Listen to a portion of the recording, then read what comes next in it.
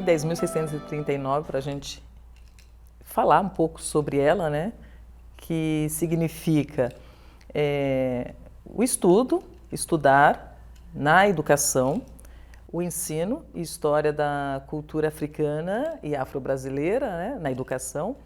Para a gente tratar um pouquinho dela, eu acho que é importante nós olharmos da onde ela vem, por que ela surgiu como política pública, como lei.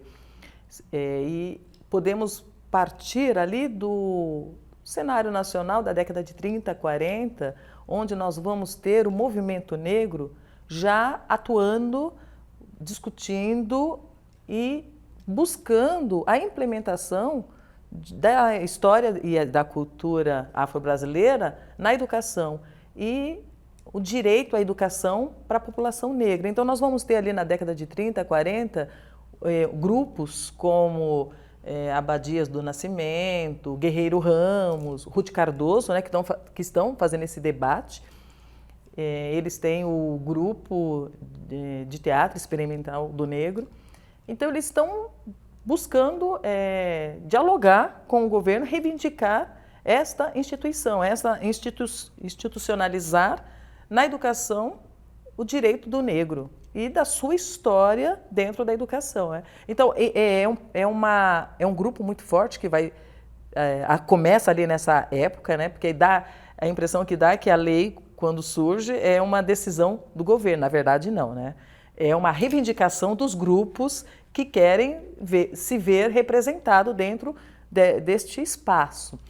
E aí nós vamos ter nesse momento, né, o jornal O Quilombo, que era muito vinculado na época, uma edição em 1949 que é a reivindicação da instituição, da história no currículo, da capoeira, dos povos africanos. Então nós vamos ter essa reivindicação desse grupo e vão surgindo outros, né, Kleber, nesse mesmo período.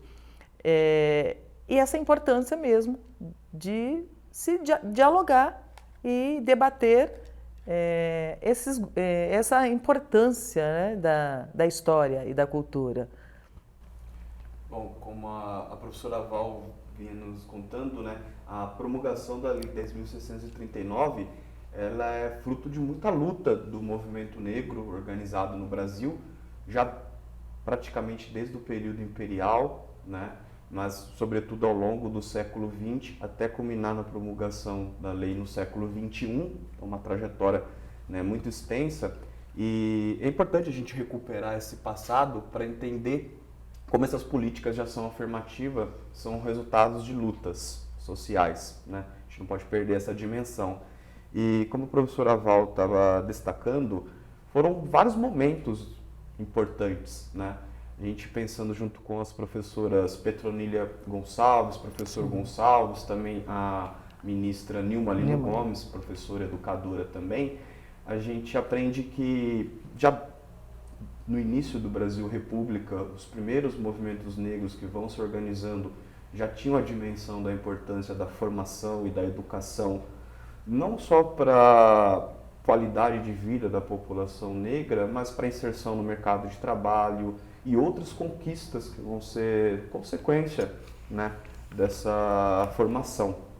Então já se organizavam promovendo cursos de alfabetização, cursos de especialização já no final do século XIX e início do XX. A professora Val, né, destacou a década de 30, nós temos a Frente Negra Brasileira, que já é um grupo organizado politicamente, mas que com o Estado Novo, né, acaba sendo dissolvido na era Vargas.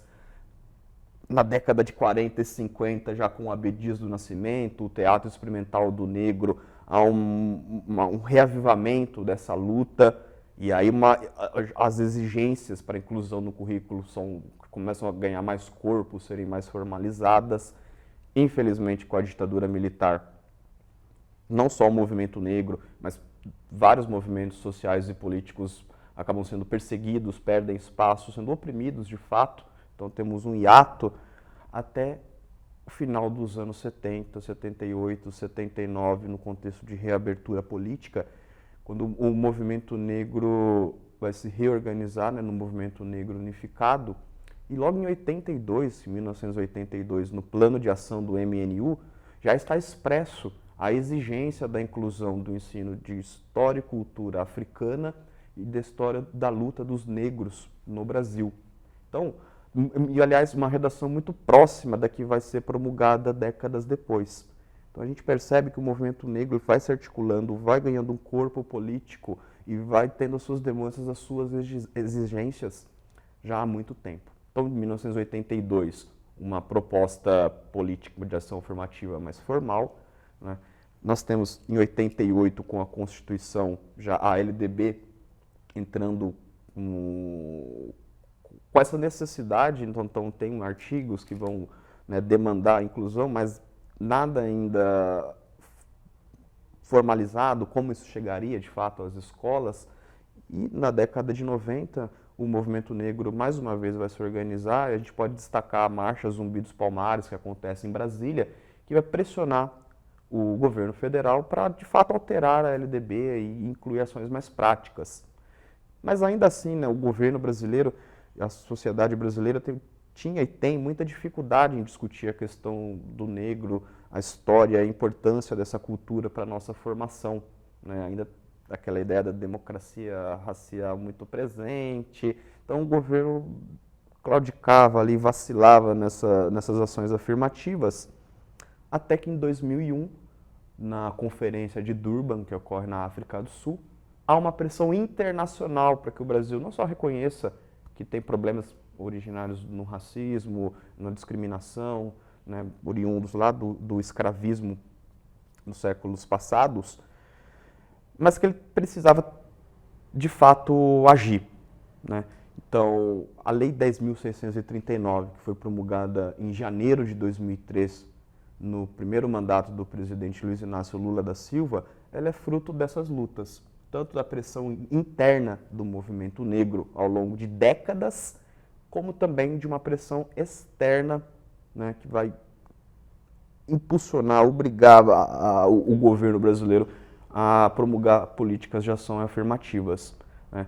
Em 2008, também com a história de luta do movimento indígena, que a gente pode abordar em uma outra oportunidade, a lei ela avança, incluindo então a história e cultura de África, dos povos negros no Brasil e também dos povos originários, né, já com o Fernando Haddad como ministro da Educação em 2008. Mas, né, nesses 20 anos, então, de 2003, o acréscimo em 2008, essas políticas de ação afirmativas, elas encontram uma série de barreiras e dificuldades para serem implementadas. E creio que a professora Mônica do Amaral pode explicar para a gente um pouco desse processo. Então, nós encontramos dois artigos muito importantes que foram resultado de duas pesquisas feitas sobre o âmbito dessa aplicação da Lei 10.639, promulgada em 2003, e a 11.645, promulgada em 2008, incluindo também as culturas indígenas, né? Então, houve a obrigatoriedade, né, a partir de então.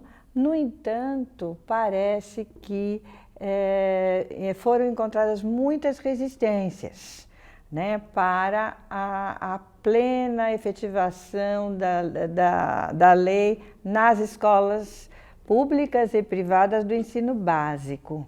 Então, desde a educação infantil até o ensino médio, né? Então, tem um artigo interessante fazendo um balanço dos 10 anos, dos primeiros 10 anos em 2013. Esse artigo é de autoria justamente da ex-ministra e professora da UFMG, Nilma Lino Gomes, juntamente com Rodrigues Ednilson, um artigo que foi feito em 2013 e que se denomina As Práticas Pedagógicas de Trabalho com Relações Étnico-Raciais na Escola na perspectiva da Lei 10.639, né? Desafios para a Política Educacional e Indagações para a Pesquisa.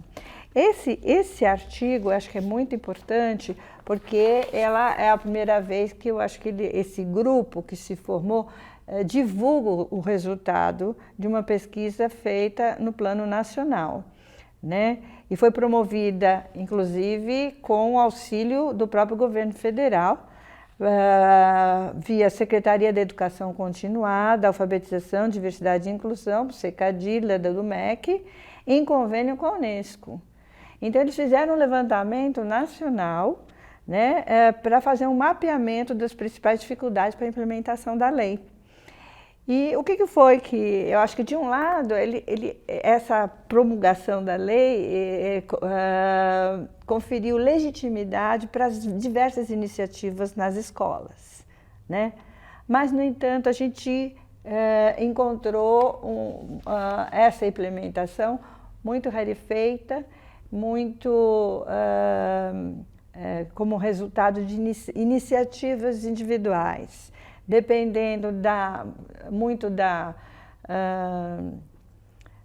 do empenho de diretores, de determinadas subsecretarias, né, um pouco mais empenhadas numa educação que a gente chama de emancipatória e culturalmente relevante, né, o nosso grupo de pesquisa lá na USP, né?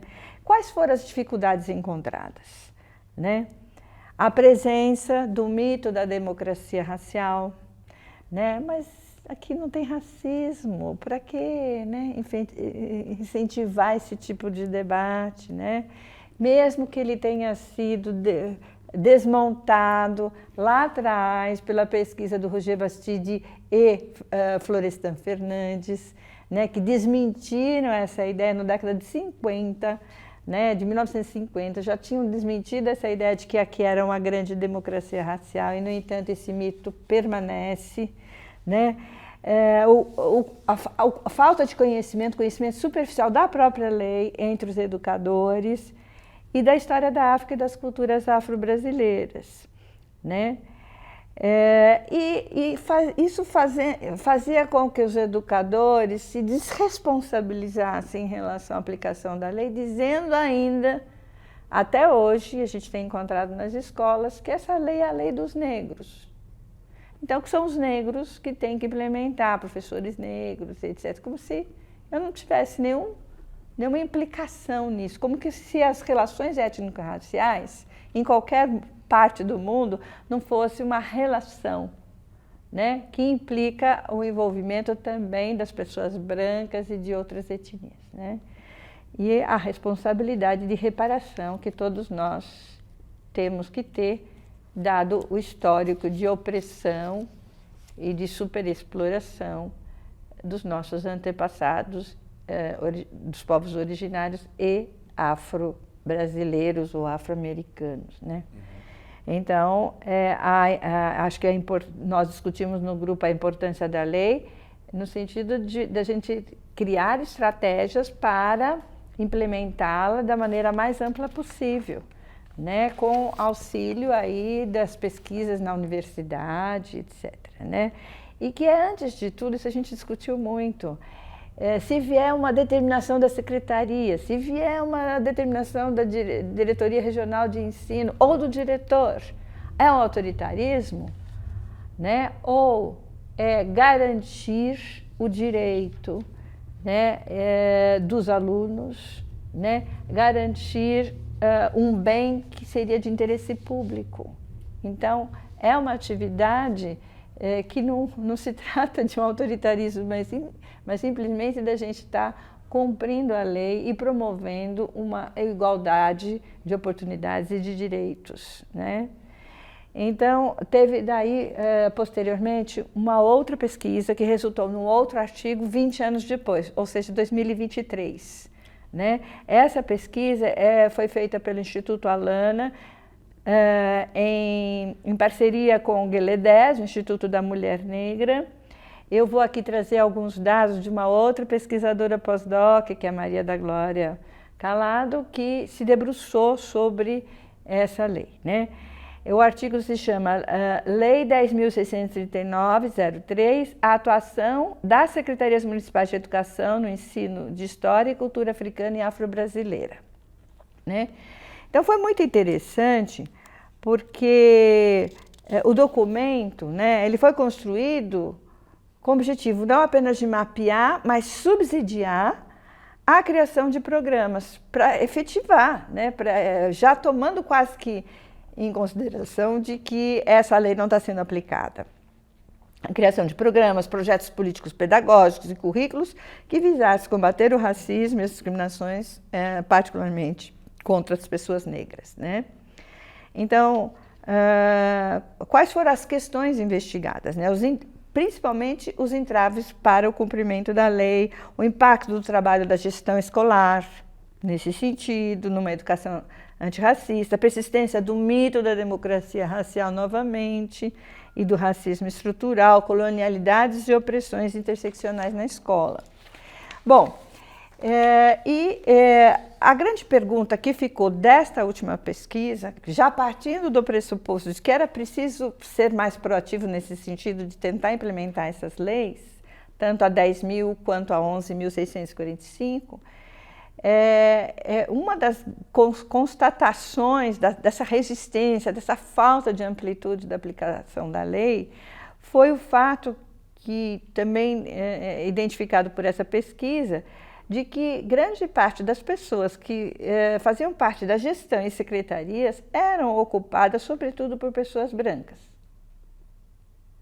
Não é que isso necessariamente implique no não cumprimento dessa lei, mas pela formação que os brasileiros têm, né, pela branquitude que domina e que garante privilégios às pessoas brancas, resultado de políticas públicas logo após a promulgação da tal da Lei Áurea, né, de embranquecimento da população e de valorização das pessoas que eram imigrantes europeias, né, que eram europeus. Então, tudo isso cria um ambiente cultural e político favorável muito mais às pessoas brancas do que às pessoas negras e dos povos originários. Então, em que medida, que é uma questão que tem que ser investigada, em que medida essa composição, de algum modo por si só, também foi responsável pelo não cumprimento da lei, né? E, de outro lado, uma outra questão que foi levantada e que nós ficamos muito atentos foi a falta de efetividade dos programas formativos. Lacunas na formação dos auxiliares e técnicos, formação insuficiente para gestores, bem como falhas no diálogo entre saberes acadêmicos e os profissionais da área de educação, como se houvesse um gap, uma lacuna, uma não comunicação, né? E aí que a nossa equipe de pesquisa, tem outras iniciativas, evidentemente, mas vou falar das nossas, né? Depois de mais de 15 anos fazendo pesquisa em escolas públicas, com programas financiados de melhoria do ensino público, de políticas públicas pela FAPESP inicialmente e agora pelo CNPq, foi no sentido de estar criando uma nova abordagem da formação de professores, deslocando todo o grupo de pesquisadores, estudantes de mestrado, iniciação científica, doutorado, pós-doutorado, tudo para a escola, para o chão da escola. E entrando e promovendo, junto com os professores, o que a gente chama de docências compartilhadas. Essas docências compartilhadas, depois a professora Valdirene e o Kleber podem detalhar mais, né, no sentido de que há toda uma discussão com os professores sobre o currículo da cidade, que nós trabalhamos basicamente no ensino fundamental, o currículo da cidade gestado particularmente na gestão Haddad, ele é avançado, então, de algum modo, é uma questão de aplicá-lo e fazê-lo avançar em direção ao cumprimento dessas leis, né? Então, nós fomos estabelecendo uma parceria com os professores, discutindo inicialmente o currículo e vendo como dinamizar esse currículo a partir das culturas afro-brasileiras, indígenas, etc. Mas nossos estudos são particularmente sobre as culturas afro-brasileiras, a história da África, enfim, e das práticas que herdamos e que podemos implementar na escola como uma forma, inclusive, de valorizar a cultura das próprias famílias dos alunos, que em sua maioria são negras, né, das periferias, particularmente de São Paulo. Bom, mas além disso, nós também estabelecemos uma parceria com duas universidades do Rio de Janeiro, a UERJ e a Universidade Federal Rural do Rio de Janeiro, e também a Universidade Federal do Paraíba. E cada um deles desenvolveu essas docências compartilhadas em torno de suas próprias pesquisas. Por exemplo, no Rio de Janeiro, a ênfase foi literatura infanto-juvenil, né, para crianças pequenas que tivesse um viés mais afrocentrado, né? Seja uma literatura brasileira, seja africana, traduzida, enfim, né? E foi sendo oferecido para as crianças, para as famílias, etc. Então, eles têm um trabalho muito bonito em educação infantil. Nós enfatizamos mais o ensino fundamental 2, né? E também a EJA. Nós temos um trabalho assim belíssimo que foi inicialmente aqui feito pela Ana Cláudia, e daí resultou nessa publicação, né? E temos também muitas outras que eu ainda vou mostrar para vocês. Mas eu acho que o interessante foi a gente estar estabelecendo essas parcerias, e lá também na Paraíba é um trabalho lindíssimo que elas fazem, com poesia, com literatura local, quilombola, indígena, das bordadeiras, e assim vai. E eles trazem isso para a escola, para a formação dos professores, para que os professores reproduzam e recriem em suas salas de aula, né? Então, esse tem sido o último projeto. Dos nossos últimos projetos, a gente foi escrevendo alguns livros, né? Por exemplo, esse, Culturas Ancestrais e Contemporâneas, fazendo dialogar a capoeira com o rap, né? Então, as ancestrais e as contemporâneas, né? Para trazer o samba, trazer o teatro negro, trazer o hip hop, trazer a capoeira e o maculelê, enfim, essas diversas artes populares. Também trouxemos também o repente, a embolada lá do Nordeste para cá, porque nós temos muitos migrantes nordestinos nas periferias de São Paulo. Então fizemos muitos trabalhos aí nessa linha que resultou. Essa é uma obra coletiva, essa aqui é outra obra coletiva, resultante também de um congresso que a gente fez sobre o hip hop. E as diásporas africanas na modernidade, com convidados estrangeiros e brasileiros, que fundaram o movimento hip hop, como, por exemplo, o Nino Brown aqui no Brasil, né? Este aqui é um livro que o mestre Valdenor escreveu em cima do mestrado dele, e com entrevistas com os mestres mais antigos, bem velhinhos. Ele colheu depoimentos e publicou neste livro, A Roda de Capoeira e seus ecos ancestrais e contemporâneos, e que tem a ver com o mestrado dele. Todos estão fazendo doutorado agora, né? É o mestre Valdenor, é a Ana Cláudia, é também a Cristiane, que é militante do movimento hip hop no Brasil, particularmente do break, é dançarina de break. Hoje ela está com um bebezinho, mas está fazendo doutorado. E ela publicou esse livro, A Pedagogia Hip Hop, Consciência, Resistência e Saberes de Luta, né?